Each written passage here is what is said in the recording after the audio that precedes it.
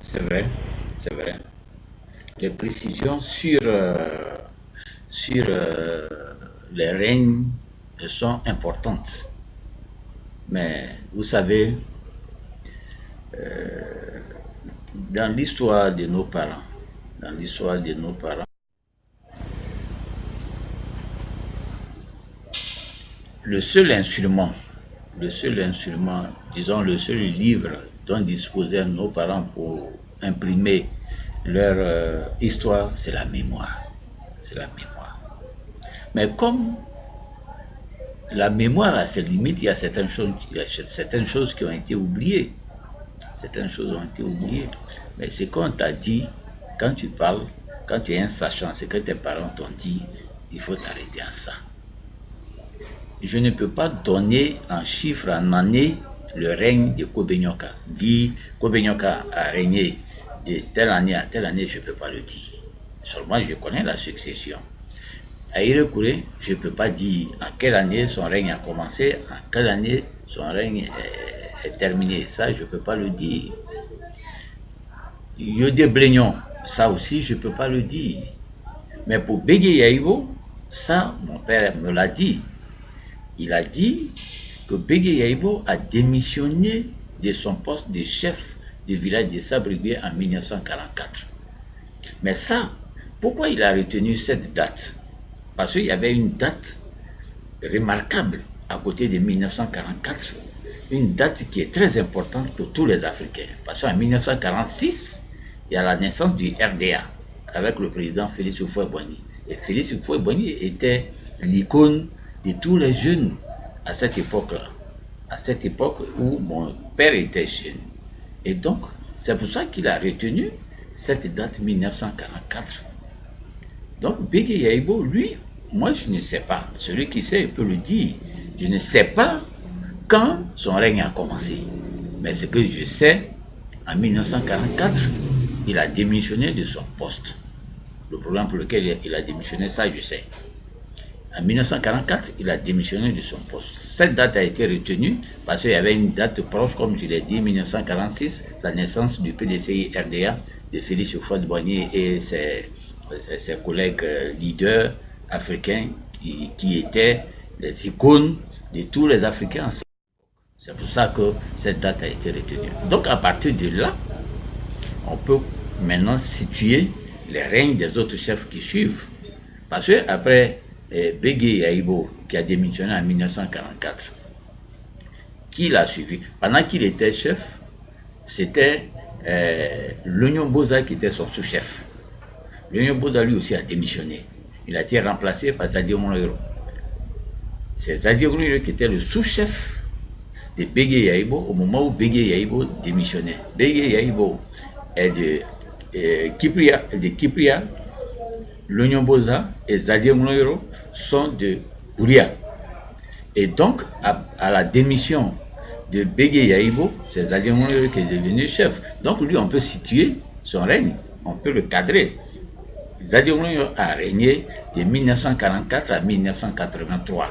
1983, son sous-chef était Yaïbo Zako. Et c'est Yaïbo Zako qui l'a poussé à la démission avec le soutien de nos frères. Je ne cite pas de noms, mais avec la démission de nos frères. Je l'ai dit tout à l'heure, c'est au cours du règne de Zadio Monoiro que la famille Kouria, ma famille propriétaire tyrienne, s'est divisée en 1969 au décès de l'un de nos patriarches, c'est Sia Bodo. Et donc, Yaïbo Zako, lui, celui qui a succédé à Zadio Monoiro a régné de 1944 à 1983. Et donc, Yaïbo Zako a exercé le pouvoir au village de 1983 en 2009 où il est décédé. Et comme lui, il était musulman, dès qu'il est décédé, il a été inhumé. Et il a été remplacé par Goko Yodé. Quand je dis que les élections entre Yodé et Monairo Da, ce ne sont pas les élections de chefferie comme on le fait ailleurs. Je vais vous expliquer. Lorsque Yaïbo Zako qui a exercé le pouvoir, donc la famille Kipri a exercé le pouvoir de 1983 à 2009, les différents sous-chefs qui se sont succédés, il y avait beaucoup d'intrigues.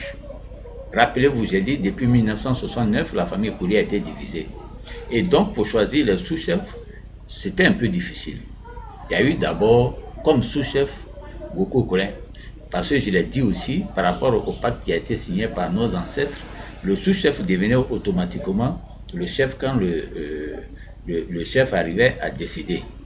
Et donc, le sous-chef devait être de l'autre famille. Mais maintenant que le pouvoir est à Kipria et que la famille Kouria s'est divisée pour donner Kigwa et Koko Kouré, le choix des sous-chefs a posé problème. C'est pour ça que il y a eu d'abord Goko Kouré, on dit Goko Kouré en BT. Goko Kouré était le sous-chef de Yahibo Zako, mais Goko Kouré était de Gigwa.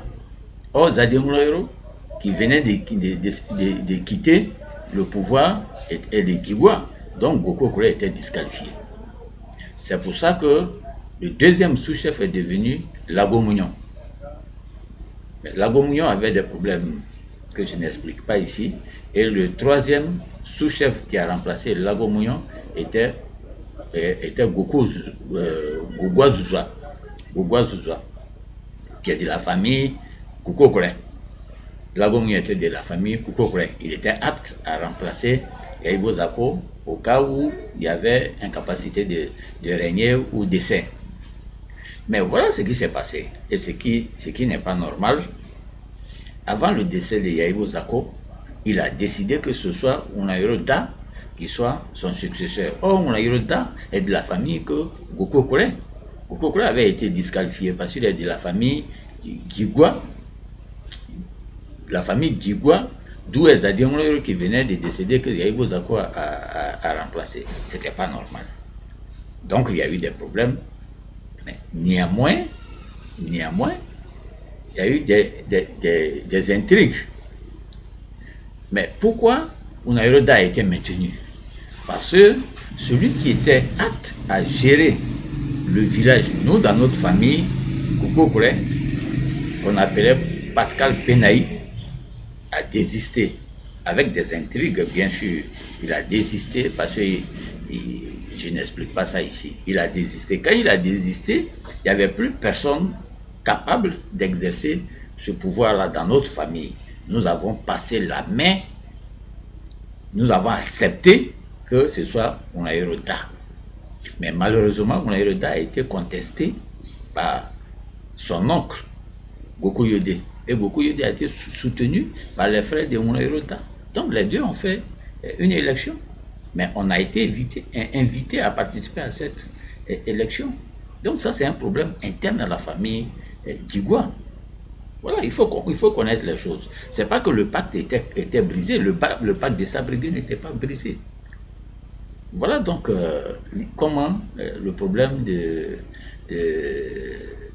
Unayoro Da et Goko Yodé s'est passé. Pour revenir au règne, Goko Yodé a régné de 2009 au décès de Yahibo Zako jusqu'en 2016. Et moi, depuis mars 2017, parce que Goko Yodé a été à la morgue pendant 1 an. On ne pouvait pas tout de suite mettre un chef. Et pendant cette période, M. Yao Kwaku, le sous-préfet, faisait succéder des chefs intérimaires. Donc depuis mars 2017, je suis le 8e chef traditionnel de Sabrigué. Merci pour votre question. C'est vrai, il faut préciser les périodes, mais les périodes, quand on ne les connaît pas, on ne les connaît pas. Il ne faut pas mentir. Ce que je connais, c'est ça. Il ne faut pas mentir.